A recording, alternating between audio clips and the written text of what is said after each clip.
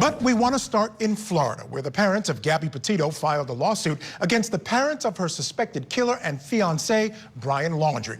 Petito's family claims the Laundries knew their son murdered Gabby, but refused to tell detectives and help in the investigation.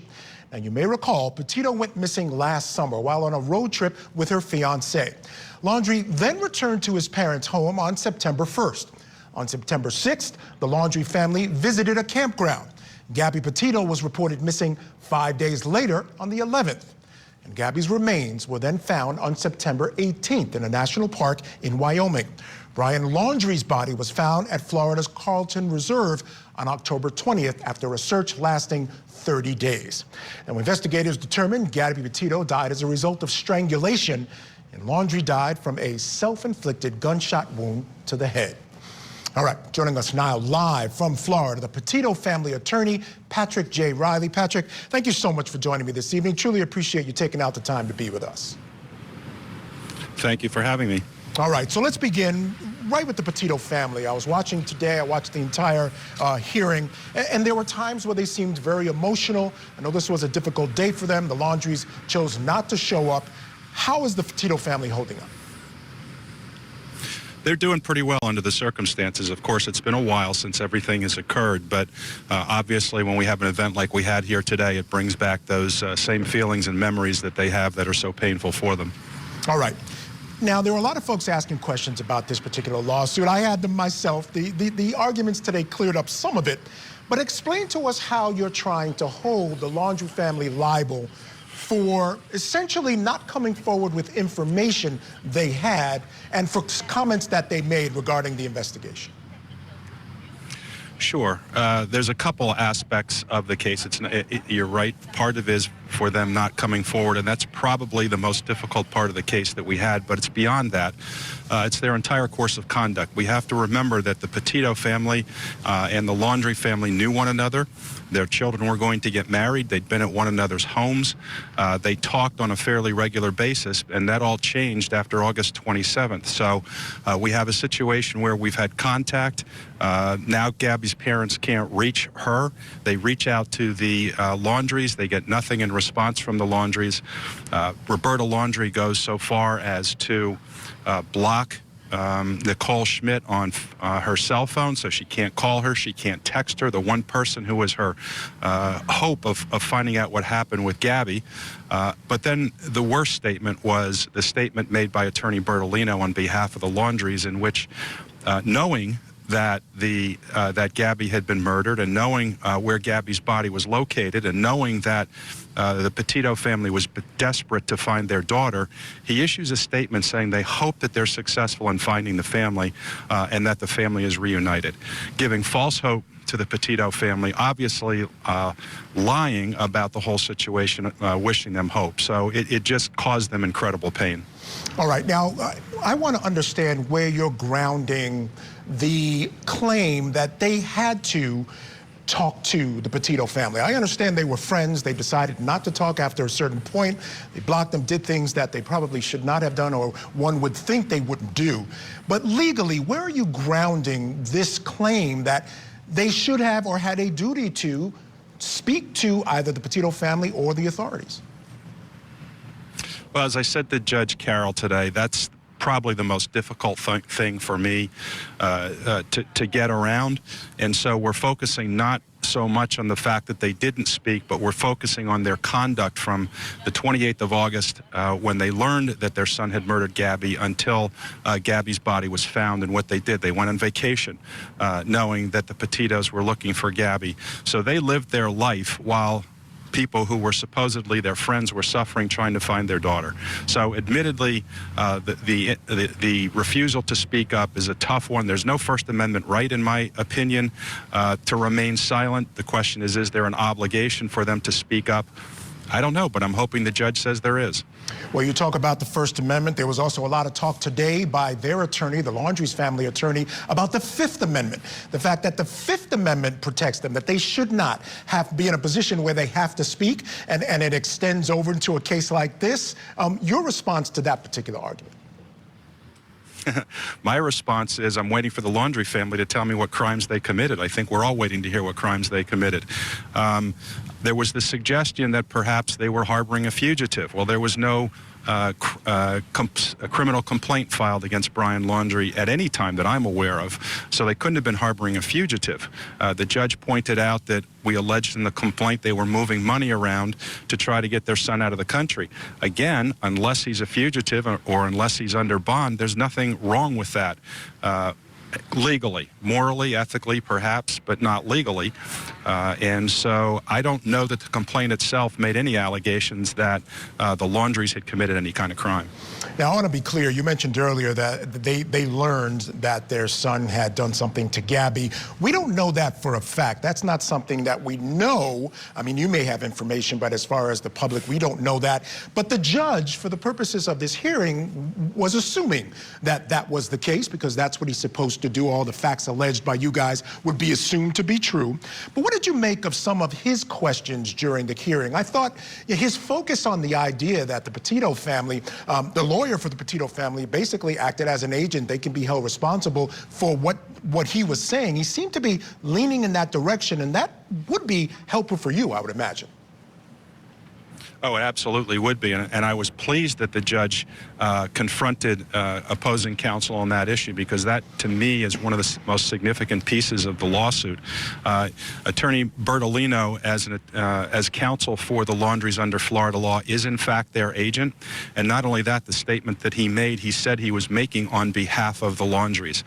So clearly that was, whether it came from the Laundries' mouth or it didn't come from the Laundries' mouth, it was a statement that they're liable for. All right, now once that connection is made by the judge, essentially, or made by the court, essentially, now you have another hurdle, and I want to see how you sort of deal with this hurdle. These statements made have to be so outrageous in this case that they rise to the level in order for you to win. How do they reach that level, the statement that was basically made by the attorney that, you know, was basically one of those canned statements, we wish them the best, we hope they find Gabby, et cetera, et cetera. How do you make it rise to the level of outrageousness to meet the standards that you need to meet to win your lawsuit? Sure. I cited to the court several cases in which there was two cases in particular that involved a dead body. And what occurred in those instances, the courts in Florida have stated that while the conduct that occurs taken out of context may not itself rise to the level of outrageousness, it may just be harassing or it may be offensive, but it doesn't rise to the level of outrageousness. But when you take the heightened sensitivity of someone who is dealing with the death of their daughter, and then you add a statement like that on top of it, a statement made with full knowledge that the statement is not truthful and is not honest, because they knew at that time that Gabby was dead and they knew where Gabby's body was. That's what makes it outrageous. The fact that Gabby was already dead, there were grieving parents looking for her. All right, I want to take a listen to something Steve Bertolino, one of the attorneys for the Laundrie family, said in response to this case. We had an opportunity to speak with him. Let's listen to that, and I want to get your response. Even if everything that the Petitos have alleged is true, which of course we deny, but even if they are true under the law, there is no basis, legal basis, for the cause of action as it's been set forth. The gist of their complaint is that the Laundries remain silent, and we are now, or I should say the Petitos are now looking to somehow hold Chris and Roberta liable for the actions of their son because they chose to remain silent. Now, you can take that a step further and say, well, really their complaint is that they had their own actions, that Chris and Roberta's own actions. And that's just not true. Chris and Roberta did absolutely nothing toward the Petito family that would give rise to a duty or cause of action. So you can say, oh, there's an allegation that they assisted him in trying to hide, which we all know is not true. We said from day one that he left for a hike in the preserve. He never came out of the preserve, as we know. So where is that? I understand what they're trying to do, but there is no basis for it. All right, so Patrick Reilly, where is that? How would you respond to that? Well, I don't know if that statement was made before or after the hearing today. If That it was made before the hearing, then obviously... Just to be clear. Okay, so obviously Mr. Bertolino, I know he was present by Zoom, so he heard the arguments that were made. And he's wrong. We're not trying to hold the Laundries responsible for what their son did to Gabby. We're trying to hold the Laundries responsible for their conduct after they learned that Gabby was deceased. And in particular, as I said, going on vacation. The affirmative actions of blocking Nicole Schmidt on the cell phone and on Facebook, doing everything they can to keep the Petito family from contacting them to learn where is their daughter. And then the icing on the cake is Attorney Bertolino's statement. All right, now all attorneys, when we're in a courtroom, when we make arguments, we have a sense of how things went. I want to get your sense. How do you think this is going to turn out? Do you think you're going to get a ruling in your favor and be allowed to move forward with your suit? I do. And obviously you go into a courtroom in a case like this where you're sort of trying a case that there's not a whole lot of precedents out there for. And I was impressed by Judge Carroll, as I'm always impressed by Judge Carroll, the questions that he asked, because obviously he reviewed the materials before the hearing, and he focused in on what I consider to be some of the major issues, which are the statement by Attorney Bertolino. So I feel confident that we're going to be successful in having the motion dismissed. All right, I'm gonna send you on your way with this. Let's say you're allowed to move forward. Let's say you win your case. What message would you want, or would you say a case like this, if you win, would send? What do you want it to send? What does it say to the public at large about their duties under these types of situations? Well, when you have any member of the public, much less a friend who you know is suffering because they don't know where their child is located. Their child's been missing. That child's been traveling around with your child, as in the instance of the Laundrie and the Petito family. Your child is traveling around with that child, and all of a sudden that child disappears. Your son returns home in Gabby's van, and you cut off contact. That's just wrong. They could have spoken out anonymously. So the message that we want to give is, if you know that someone is in a situation like this and they're grieving and they're looking for their child, figure out a way to let them know where their child is. All right, well, Patrick Reilly, I want to thank you so much again for taking out the time in your busy schedule to be with us here on Court TV. I'm going to let you go now. You have a great evening. Thanks again to Patrick Reilly. Really, really great stuff there. But quickly, I want to bring in my guest for this hour. Los Angeles County Deputy Public Defender, Philip Dubé is with us, and founder of My Rights Law Group, Bobby Shamulian. Thank you both for joining me this evening. Truly, truly appreciate it. Philip, I want to start with you. You heard my conversation there with Patrick Reilly. Love to get your thoughts on the hearing today, as well as some of the things that Mr. Reilly had to say. I got to tell you, as much as I feel for Gabby's family, I do not believe that Brian's parents owed a legal duty of candor or a legal duty of care to Gabby's parents.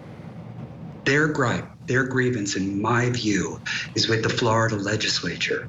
They should start a grassroots campaign to create new legal duties of care and legal duties of candor in these types of disappearances and in these types of criminal probes, in tort reform, all of that. But right now, I believe as a matter of law, this does not rise to what we call outrageous conduct.